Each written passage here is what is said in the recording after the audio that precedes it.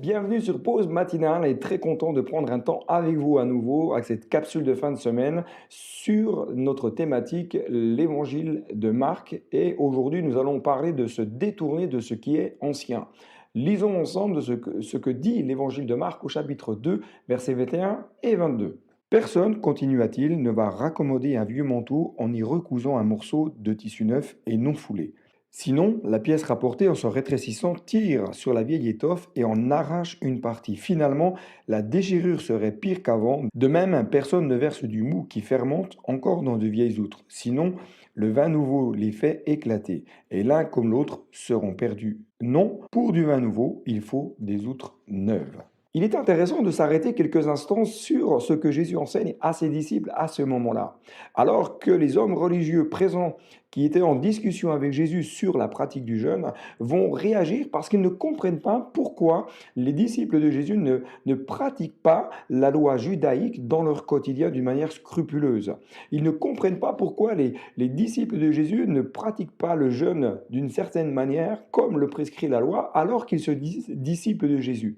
Comme quoi, l'habit religieux est relativement tenace dans le cœur de beaucoup. Combien la tradition est tenace face à la vie abondante que Christ veut déverser dans un cœur.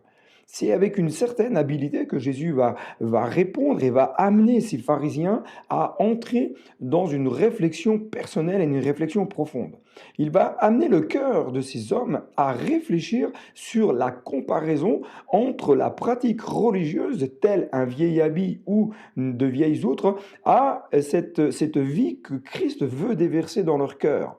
Personne ne raccommodera une pièce d'un habit neuf sur un habit qui a déjà bien vécu. La fragilité de ce tissu qui a vieilli ne supporterait pas la pièce qui est rapportée. Lorsque l'habit passerait au lavage, la pièce neuve va rétrécir et en rétrécissant va arracher et endommager le vieil habit. Et en fin de compte, le vieil habit comme la pièce rapportée serait perdu. La même comparaison est faite avec le vin nouveau qui serait versé dans de vieilles outres. La fragilité des outres plus anciennes ne pourrait résister à la fermentation du mou qui conduirait alors celle-ci à un brisement assuré. La conséquence serait que le vase serait brisé, serait perdu et le vin nouveau serait perdu également. Tout ce qui est ancien est-il mauvais?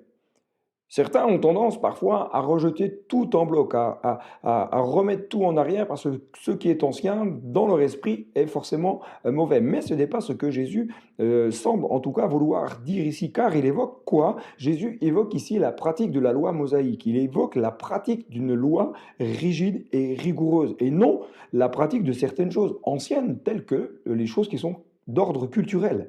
Jésus parle ici donc d'anciens préceptes. Il parle de la loi dans son ensemble et de toutes les traditions que les pharisiens observaient et qui ne pouvaient être associées à une vie nouvelle, à celle qui venait de Jésus, à celle que Christ voulait déverser dans leur cœur. Cette vie renouvelée en Christ, cette vie nouvelle que Christ veut déverser dans des vies ne peut être contenue dans des outres anciennes qui désirent garder peut-être certaines pratiques religieuses du passé. Vous savez que l'extérieur du croyant est appelé à revêtir un homme nouveau. L'extérieur du croyant n'est-il pas appelé à revêtir un homme nouveau? Avoir un cœur renouvelé. J'aime à dire souvent que l'extérieur de nos vies est transformé lorsque le cœur est lui-même transformé et régénéré. Si le cœur n'est pas transformé par cette vie nouvelle, l'extérieur ne changera pas, même si on y met un bel habit. Ce qui fait que l'extérieur peut être transformé, c'est lorsque le cœur lui-même est régénéré. Et Paul dit dans Romains chapitre 7, verset 6, « Mais maintenant nous avons été soustraits au pouvoir de la loi. Oui, le tyran n'a pu retenir ses esclaves. La mort nous a fait sortir de la prison où la loi nous gardait captifs. À présent, nous possédons une nouvelle vie. Nous sommes libres de servir Dieu et nous le servons non plus sous le régime périmé du code légal, en étant assujettis à des prescriptions écrites, mais d'une manière spirituelle, avec les forces que nous donne l'Esprit du Christ en nous. Lorsque nous venons à Christ, notre esprit est alors renouvelé et nous devenons libres, libres de notre ancienne manière de vivre, libres de tout ce qui nous tenait dans l'esclavage, libres de tout ce qui nous tenait prisonniers dans le naturel comme dans le spirituel.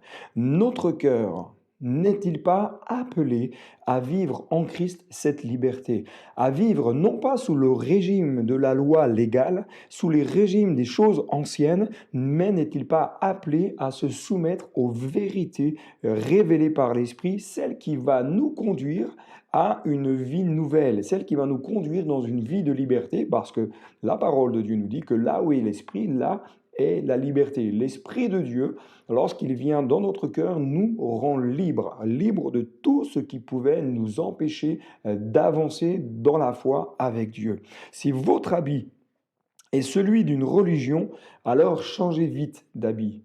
La religion n'a jamais transformé quelqu'un, la religion n'a jamais sauvé une personne. Car en aucun cas le désir de Dieu est de vous voir revêtir un habit religieux pour entrer en communion avec lui. Ce qui va faire que votre vie va pouvoir se développer, que votre vie va pouvoir s'épanouir dans la foi, c'est lorsque votre cœur est pleinement régénéré et renouvelé par la puissance du Saint-Esprit.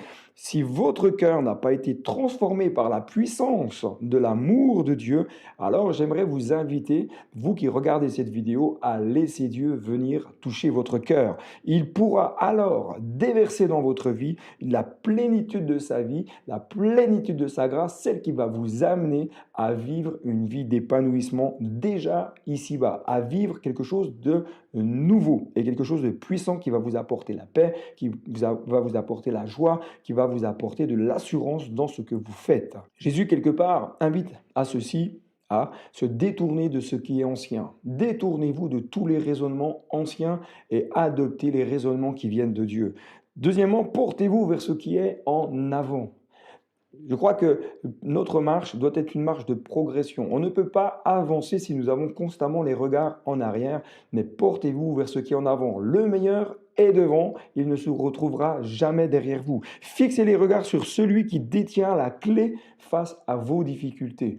Ne fixez pas vos regards sur la difficulté, mais fixez vos regards sur celui qui a la clé pour agir et répondre face à vos difficultés. Avancez avec confiance sur le chemin que Christ trace dans votre vie. Oui, il y a un chemin que Dieu a tracé pour vous. Il y a un chemin sur lequel Christ vous a précédé. Il vous ouvre la voie pour que vous puissiez avancer dans les projets qu'il a prévus dans votre vie et laisser le Saint-Esprit vous guider pas après pas.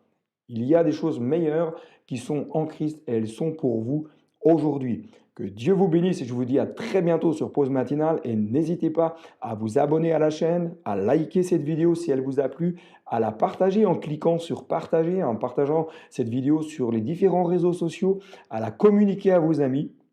Et n'hésitez pas à laisser un commentaire en bas de cette vidéo si celle-ci vous a plu. Que Dieu vous bénisse et à très bientôt. Et n'oubliez pas, le meilleur est devant.